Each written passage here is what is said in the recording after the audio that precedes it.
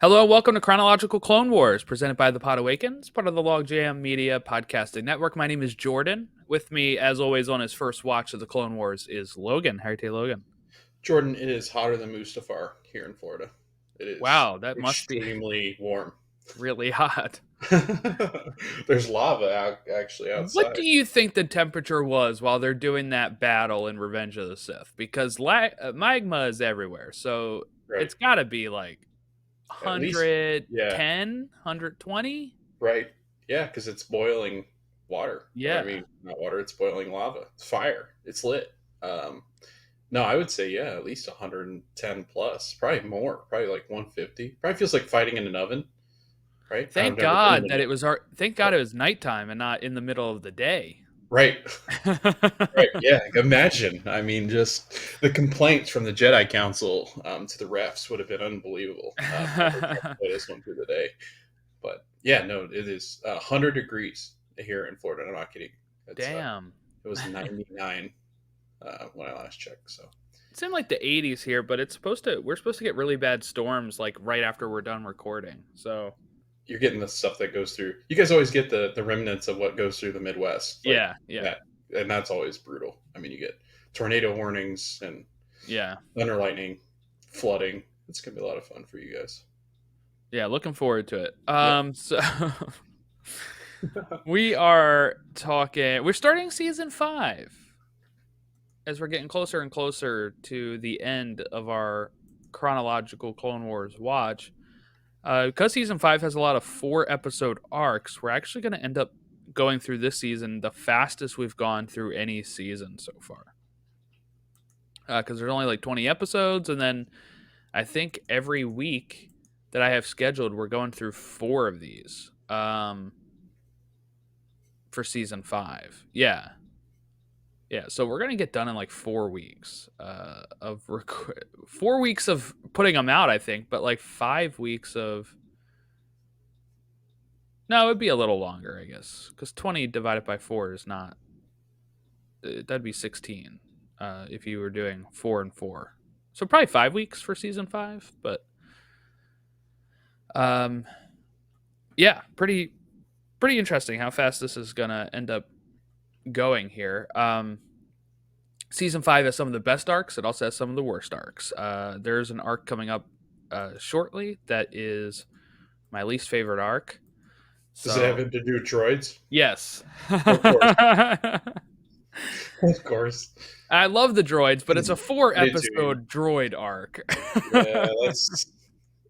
I think it's brutal because they don't really talk, and the only fun parts are when C-3PO's around trying to translate. Or I think it's actually more fun when C-3PO's arguing, having a one-sided argument. It seems because Yes, yeah, R2's. with R2, yeah. But this episode, I teased it last week. We get introduced to a character. This is his first appearance in Star Wars. And then when did this episode air? 2012. So 4 years later, when Rogue One comes out, he makes his live action debut, uh, and it's Saul Guerrera. What's very interesting to me as well is that these episodes came out in 2012 in October, right before the sale to Disney. This I think it's announced at the end of October, and this episode ended October 27th, this arc. So during this time, up to this, most people are, of course, thinking, all right, this is probably one of the last Star Wars things we're getting for a while, right? The Clone Wars, all that kind of stuff. And then they announce at the end of this month here that, oh, it's getting bought by Disney. They're making a new trilogy, as well as spin-offs and all that. So then I just think it's funny that like 2012, think about it this way. This is like less than a year before you and I meet on our Disney College program. But to me, this feels like the Clone Wars was on so much longer before that. Like, I guess because it started in '08. But at this time, I had kind of stopped watching it on Cartoon Network because I was busy with a whole bunch of other stuff and just kind of dropped it. And I was, catching them on DVD later, or when this comes in 2014 on Netflix. But I just think it's funny sometimes, my perception of time, and 2012. Like I said, 4 years later is when Saul Guerrero makes his appearance in live action. That's not long. That's not long for this character to have lived in animation before making the jump to live action. But of course, Saul Guerrero, played by Forrest Whitaker, appears in Rogue One. He appears in Andor, even, and he also has appeared in Jedi Fallen Order as a character in Jedi Fallen Order.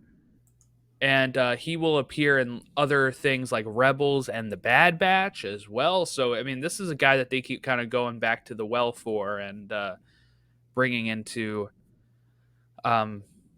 all projects, because it becomes very important later on. And I think we can. I kind of said it to you offline yesterday, Logan, that I was like, kind of an odd character to be like, well, yeah, we're going to bring him to Rogue One. But I think this story arc really sows the seeds for it enough, on how this guy acts when he is doing this. But I guess before we get too far into this, I should say who wrote and directed these episodes. Chris Collins wrote all four of these. A War on Two Fronts was directed by Dave Filoni.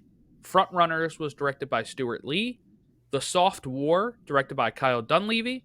And Bosco, and again, I don't know how to pronounce this all the time, but NG is the last name, is Tipping Points, directed Tipping Points. And these aired October 6th, 13th, 20th, 27th of 2012. And the Disney Plus synopsis for these episodes are: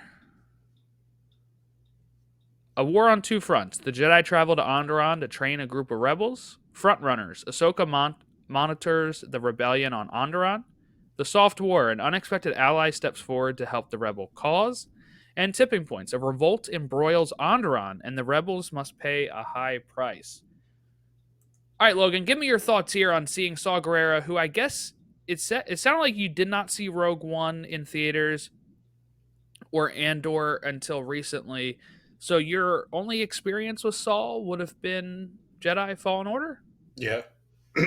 Yeah, great name, by the way. I love that. And it seems fitting that Forrest Whitaker is Saw Gerrera, because I just love Forrest and everything he's done. I loved him in The Butler. But the fact that I was, what's funny is because Forrest Whitaker's on the older side. So seeing him in Andor and seeing him in Rogue One, I think it's a little different, because it's like you see him at an older stage, and in Clone Wars, he's much more spry and young. And I think it's hard to portray that in film.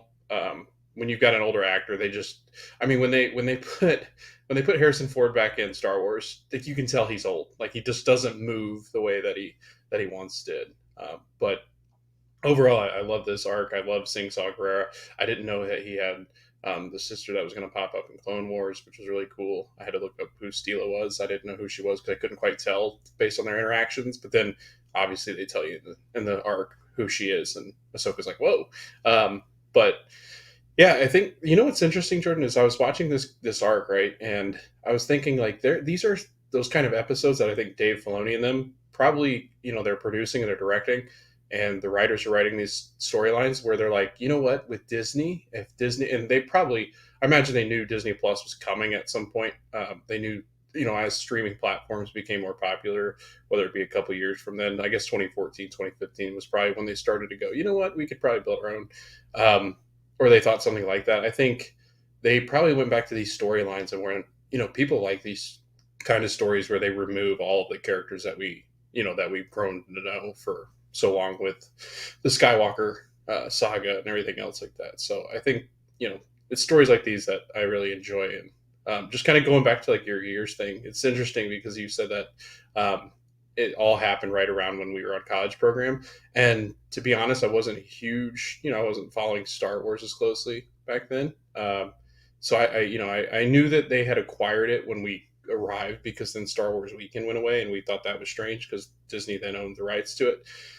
But I think what makes it feel so long that time period is because shows were released weekly, and I know that's hard for some people to believe it at some Yeah. point, nowadays. Because I mean, Disney does a good job with Star Wars, so they kind of keep you in that rhythm of it's every week that they release a new one. But I mean, back then, Jordan, you were watching Clone Wars in 2008, right? And you Yeah. continue on. It's like a weekly thing, and then it pauses for different breaks. And there were writer strikes during that time, and Yeah. that's also when television was struggling. And it was interesting because they're kind of battling with the streaming services, and um, yeah. So I think that's probably why it felt so. And then from high school to college, you're two different parts of your life, so it's a lot different. Yeah, I mean, yeah, 2008, I was not even graduated from high school. Mm-hmm. I was in my junior year, probably when this show started taking off going into my senior year. And yeah, and then just thinking that only 5 years later, I'm on the college program. I'm Yeah, almost done college, and I'm doing the college program for right. Disney, and it's like that time 5 years now has been like that's how long I've been in this house. This house feels like I've just moved in still at times because Yeah, you know what I'm saying? Because yep, it's like I a get it. very recent development for Yep. me. But it's like, no, I was just telling Joy too, because today's our anniversary. Um, Happy anniversary. thank you. I was I telling her forgot about yesterday. that. I It was was telling like, her yesterday, I was like, it's weird. I've actually known her longer as my wife than before we were married that's crazy. because we've been married 6 years now and we dated for, 5 years before we got married.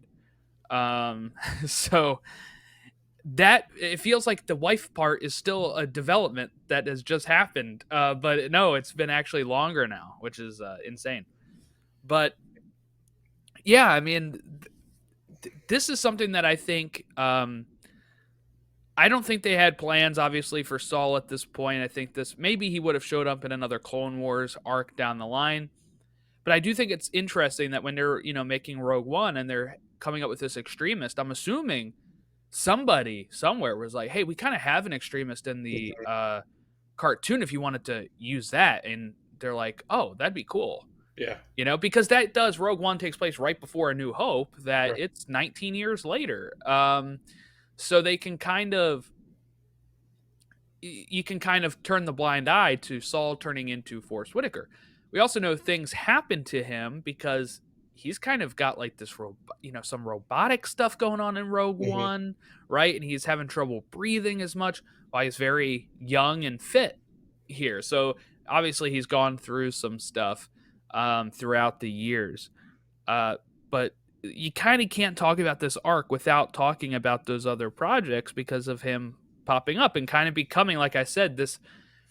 They took a character that was very obscure and have now made him kind of the face of the extremist side of the rebels, and we get to see that in this arc too. How many times he wants to, he even says we need to cause more damage, right, when they're arguing. And Steela is like, no, we can't. And Lux, is agreeing with Steela because um, the whole arc here is about trying to gain favor with the public, right? At first, what we see, and Ahsoka notices as well, and reports this back to Anakin and Obi-Wan, is that the people are scared, right? When the rebels start doing their thing.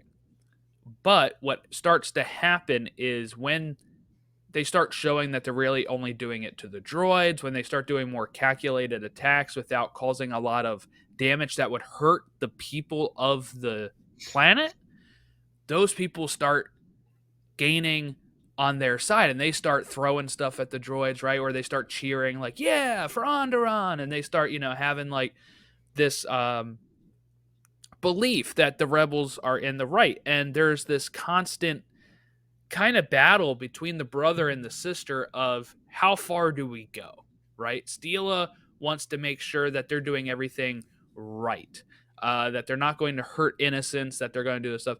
Saul is kind of I want to just cause damage and show them that, like, he wants to get the droids out, right? So he's like, if we just cause a bunch of damage, at one point they're going to think Onderon's not worth it, and they're just going to pull everything out of our planet.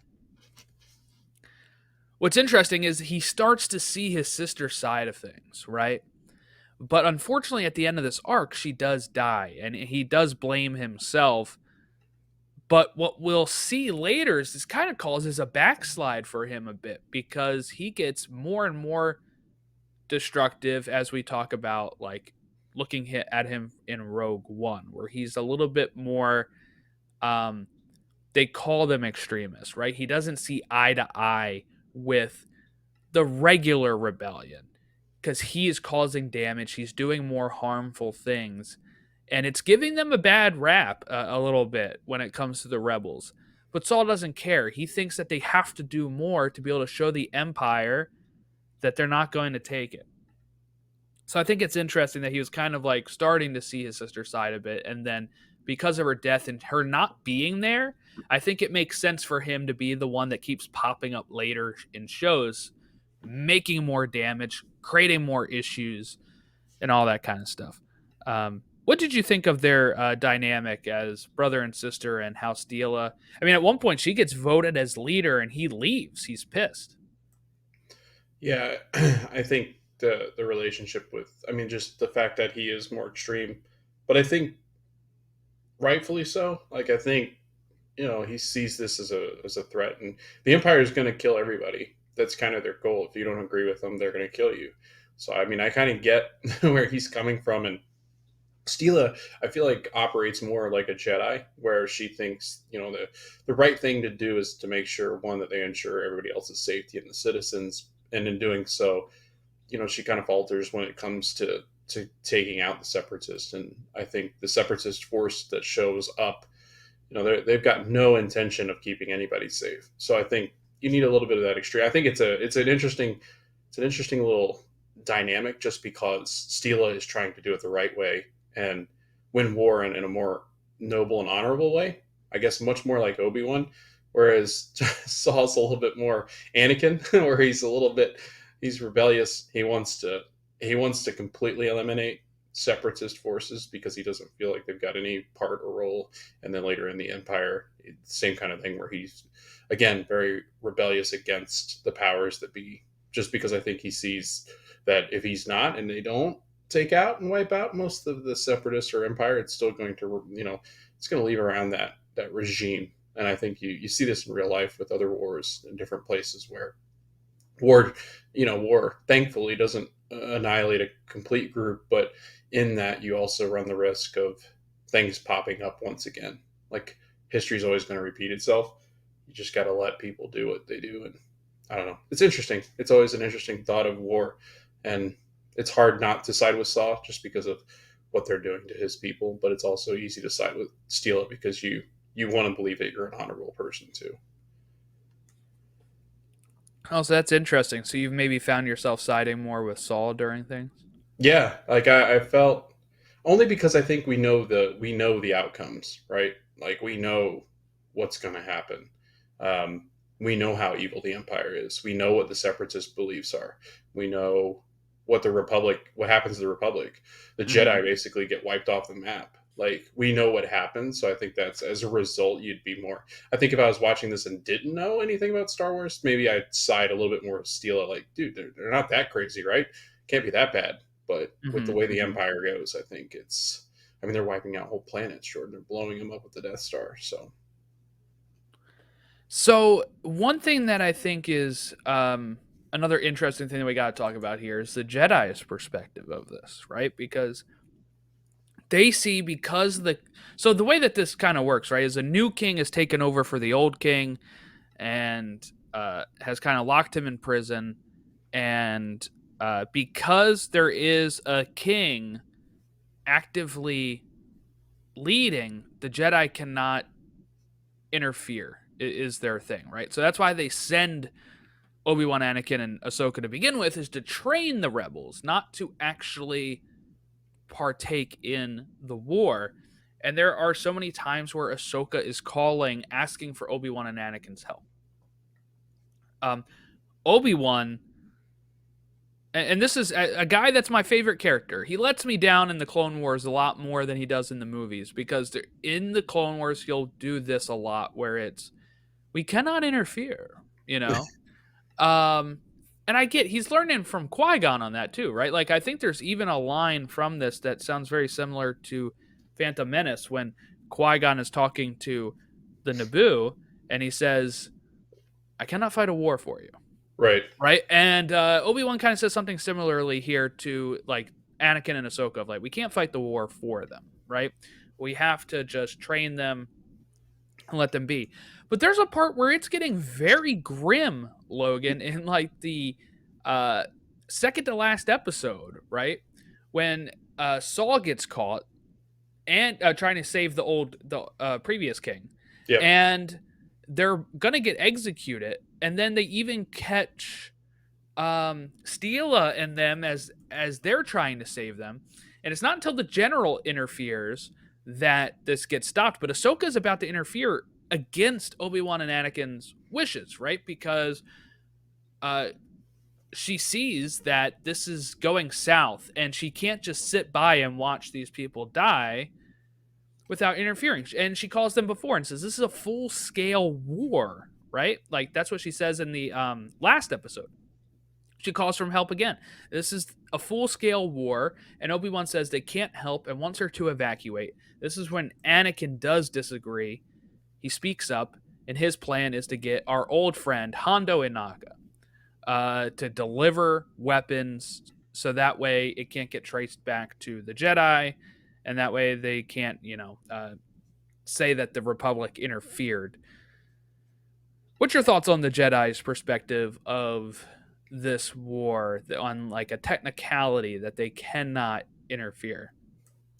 Yeah, I think you bring up a good point. I think because Qui Gon does say that to the Naboo. I think he's like, we can't get caught up, and it was very. I mean, it was almost exactly the line that Obi-Wan uses, where he's like, we can't interfere. But I don't know. I always feel this way with a lot of the big powers, or the powers that could actually do something to, I think, extinguish the possibility of an uprising or a war, or like, I don't know that, Jordan. I think there's times, and this is always horrible to talk about because it's war, and war is never good. But I think that there are times, especially in the history of the U.S. and other countries, that where they weren't quick to act, and it built more of a foundation for that country that was on the offensive to get into the defense. And the U.S. has always been that way, where they've kind of just sat back and said, "Well, we can't get involved." Until something happens to them, and it's like, all right, time to get involved. But then Like it's too World late. War II. Right, Yeah. exactly. World War II. I mean, even the Middle Eastern conflicts. I think the conflicts with Russia. I think it's always that. It's always the we'd rather not because we're not involved directly. But they're going to bring you into it. Like if they have intentions of bringing the world into it, they're going to bring you into it. It's just a matter of when and where. And it's going to, it's always an event of like, okay, let's attack let's attack the Jedi Council. Let's attack, the people of Naboo. Let's blow up planets. Or I think if people were more quick to react, and it does suck because it's, you're going to lose civilian lives when you react in the way that I think they'd have to. But I think that's the way that Obi-Wan thinks. I think he thinks, we're not directly involved in it until we're directly involved in it. Until they bring us in and there's a real cause for us to be there, which is funny to me because their whole ethics is to protect innocent people. But they pick and choose which ones they protect. This is part of it, right? Like so I've been doing of course in the build up to the Acolyte, which should be airing now, I guess. But in the build up to that show, I did the High Republic, and I did series on each book, and that is taking place 150-ish years before Phantom Menace. And in that, they're not as buddy with the Republic at that time, in the sense of like, I like to draw this line. I've said it in those episodes too, so I apologize if you've listened to both that and this show, and you probably already heard me say this, but it's in there though. In the High Republic, they do kind of start the slide, I would say, into being buddy with the Republic. Like, they're doing things for the Republic, but they also do help other people. But when we get to the time of the Phantom Menace, they are like this with the Republic, right? The Chancellor is the one that sends Qui-Gon and Obi-Wan to negotiate a negotiation for Trade Federation and Naboo. This is something usually a Jedi probably wouldn't do. at least like being assigned by the chancellor. And then there's talking like I'm reading The Living Force, which is a new book that takes place right before the Phantom Menace and they're like constantly having meetings with the chancellor. And Palpatine is not chancellor at that time, but he's in the room during these meetings as an advisor. And some of the stuff they're doing is like some company, some planet is sending boots that they want all the Jedi to wear. And the Republic is like, you should do this. This would make the Republic look great, type of thing, and whatever. And I'm like, that's too buddy buddy with that. Like you are not the Republic's soldiers. You are peacekeepers. And since you are peacekeepers, you side with the Republic because it's a democracy, right? Like that's the only reason why they are siding with the Republic. Before, during the High Republic, they actually had different Jedi temples on different planets that people could be assigned to. But what this book, The Living Force, is about are these outposts are getting closed down because everybody starts staying concentrated in Coruscant. And where is Coruscant? The heart of the Republic, right near the Senate, So it's become like this thing where they become just so aligned with them that they almost become the whipping boys and not whipping boys, I guess like the right hand man, right, of the Republic. And what happens with that is the reason why the Jedi can't interfere is because they think it'll show the Republic is siding with the rebels.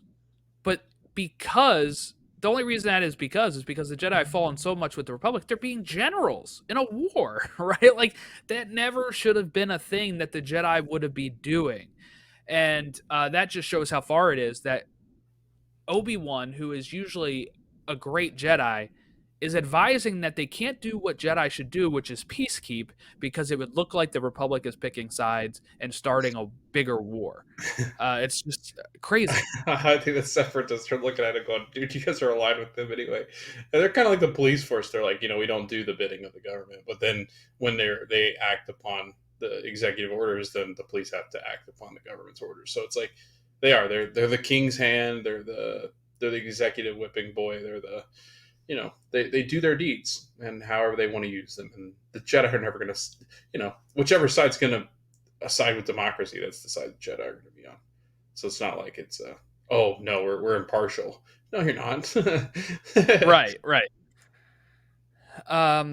Yeah. So just crazy. We also get introduced to a couple old friends in this arc, which are Lux Bonteri. We last saw him in that Mandalore arc where he was, or episode, it was a one-off, where he and Ahsoka posed as lovers, right? And we kind of see that maybe that wasn't such a posing situation for Ahsoka, as she is constantly giving him some longing looks and some jealous looks when he seems to be hitting it off with Steela. Yeah, and even gets a comment from Anakin about, no, I know what you mean.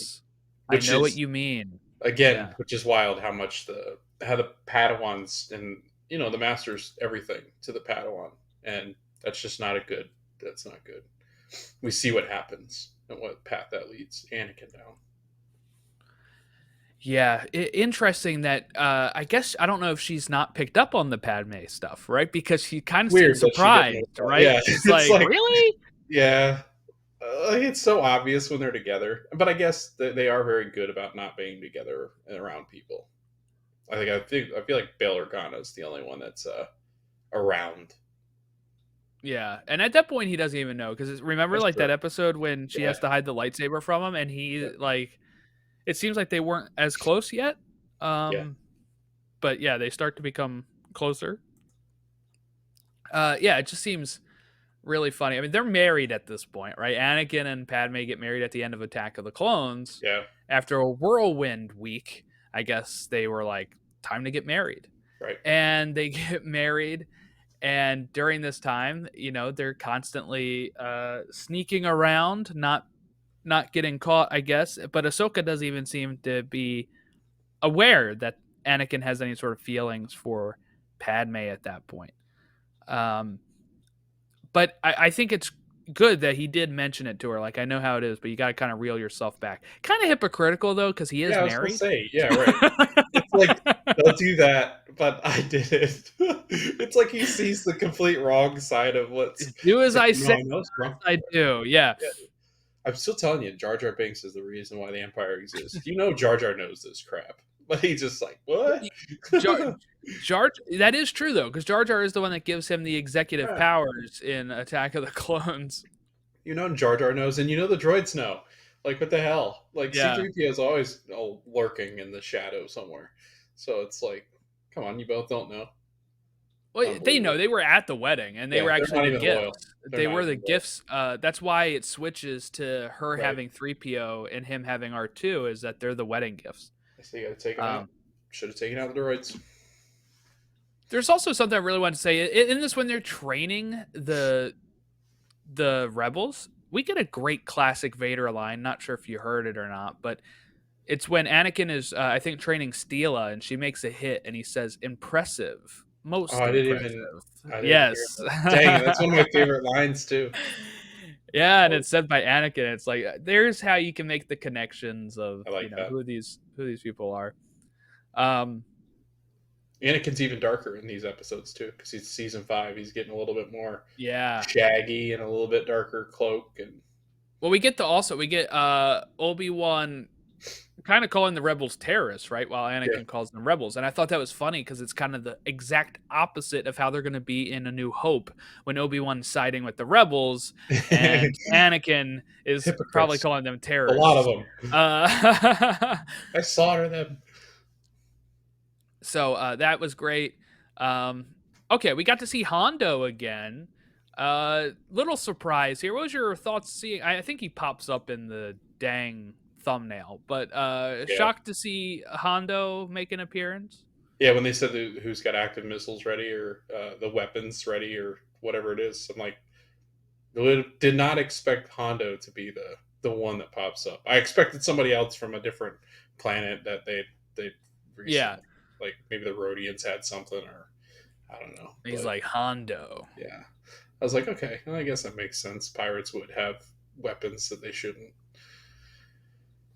Yeah. I wonder how many more episodes Hondo appears in. Probably getting towards the bottom of the barrel, aren't we? Yeah, I think so. I feel like he probably appears more in Rebels than he does in this show. It is weird though. It feels like we haven't had a lot of clone episodes lately. I think the last ones were with what's his name. I think it's because we've had a large gap in recording. Because I think we got them. The last clone arc would have probably been maybe the General Krell arc. That's what I was thinking. I think the Krell arc was the last time we saw him. As like a big piece. As a big arc. Yeah, because then we had like the slave arc. Yeah, we had the slave arc after that. We had the Obi-Wan going undercover arc. And then we just had the Asajj arc. So yeah, and the Maul arc. It's probably right. So not a lot of clones. Rotation, but also the clones have a big part coming up. So it's like, I'm sure the clones. Yeah, I'll tell you, they have a huge, a couple of them, huge arc in season 6. That is going to be pretty big. Season 5 is mostly focused on. We're gonna get a good Mandalore arc and that's part of the Maul arc, I believe. But we're gonna get that, and we're also going to get a big Ahsoka arc that'll change the course of her trajectory. And then we have season 6, which is great, and then we go into season 7, which wraps everything up. So I'm really looking forward to. I'm like scrolling on this stuff, Logan. We're on week 32, and there's only 43 weeks. So we've only got like 9 more of these to record. That's wild, though. I mean, it really. Or 11 more of these, whatever it is. Yeah, it's really gone fast. It is, especially because we do like 2 or 3 of these in a week. So we're really flying. We're like binge watching. Hyperspeed, baby. Anything else about this arc that maybe I missed? Steela does die. This is something that will uh, brutal too. By the way, Ahsoka's able to save her, but she gets hit by the tank, and it makes her let go, and Yeah. she's dead. So you have three people blaming themselves pretty much. You have Saul because he's the one that hit the gunship that crashes and breaks the mountain. You have, I think, Lux probably blaming himself for falling and not being able to help her, and then you have Ahsoka, who's probably blaming herself for getting hit while she's in mid save here. I was ready for them to send Plo in or somebody like that. Like, oh, we need a. Obi-Wan's like, nope, we need help now. But no, I think we did a good job of wrapping it. I really did enjoy this episode. I like these where they go to when they remove pretty much everybody that you would know going, dating back to earlier in the show or Yeah, like Obi-Wan and Anakin, I think, are in the first part, right? yeah, Maybe part of the second one, and then right. it's mostly Ahsoka with They're all Saul and yeah, Steela. Yeah. and they're holograms. And then they also tell Ahsoka to stand back, but she doesn't need to be involved in it. And that's when you get again characters interacting with each other that you don't normally get to see. I think that's the benefit that I think what the Mandalorian the last season was much more like that, where it was like they dealt with a lot of the village. I forget where they were, but it was him talking with I forget the guy's name, but it was a whole lot of that. And then I think it was I think these episodes are always my favorite when we get to see other planets and other inner workings of the Republic and how it all works. Great. All right. So you can contact us at podawakens on all of our social media, podawakens at gmail.com for long form contact. Lux Bonteri is now a senator for the planet. So that's a big, he's following his mom's footsteps there and siding with the Republic this time, though, instead of the separatists. So make sure you contact us at podawakens for all of that feedback. Like and subscribe to us on the YouTube here, or rate and review us on Apple Podcasts and Spotify. It helps other people find the show. Next week, we have a young Jedi arc here, the Jedi Padawan arc. Season 5, Episode 6, The Gathering. Season 5, Episode 7, A Test of Strength. Season 5, Episode 8, Bound for Rescue. Season 5, Episode 9, A Necessary Bond. So, Logan, if you've ever wondered how they find their kyber crystals and make their lightsabers, this is what you get in this batch of episodes here. Ahsoka with a bunch of Padawans, and a character from the Ahsoka show also Ooh. makes an appearance in this arc as well. So make sure you catch those episodes for our next week here, as we are already we just started season 5 on this week, but like I said, it's like a 5-week recording. So like in the next couple weeks, we'll already be like almost done season 5 and on to season 6. Thank you all for watching and listening along. We will catch you next time.